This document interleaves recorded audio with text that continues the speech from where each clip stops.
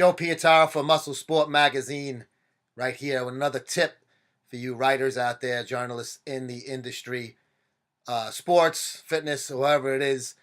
Um, a blogger does not make you a writer. I know a lot of people don't understand that, and I'm going to just try to explain to you, um, probably just in layman's easy terms. If you have not been published in print, you're not a writer. Okay, you could be an aspiring writer. You could be a guy that's been thrown online a few times. Doesn't make anything wrong with it. I mean, listen, I know everybody's saying print's dead, print's dead. Yeah, well, you know what? We're still printing. Right? um, Make sure that if you do write for online, use it the same way you would as if it was going in the New York Times. And what I mean by that is you have to be professional the way you write. A lot of people do not even know the difference between first, second, and third person when you're writing an article. First person is when you're using I, me.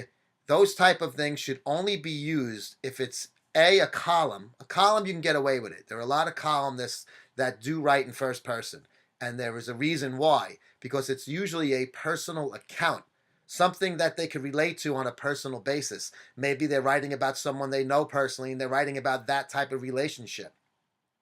But if you're writing a featured article for a magazine, a website, a newspaper, whatever it may be, if you write it in first person, if that editor is worth anything, he is immediately going to send that back to you and say, thank you, but no, we cannot use your material right now.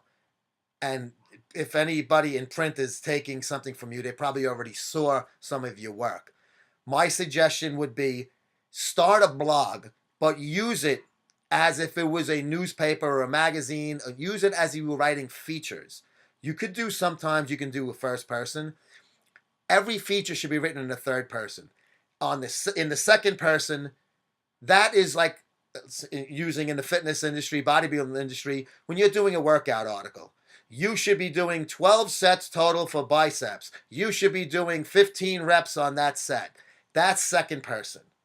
First person, we already said, is you. Third person, I mean, I don't think I need to explain that. I think you guys should know what writing in the third person is. And that you basically can see in any newspaper, any major story in a newspaper. Pick up the New York Post, read the first story. It's probably something going on with this Baltimore riots, which is on the cover of every newspaper probably across the nation, and see how the writers worded their story, how their intro worked.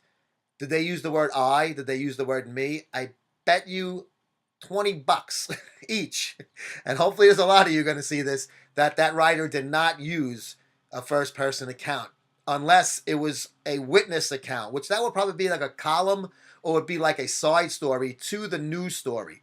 This reporter was personally there and witnessed certain things and maybe even was injured. That's different. But as far as the bodybuilding, fitness, and I broke into sports writing industry, first person rarely should be used. Very rarely.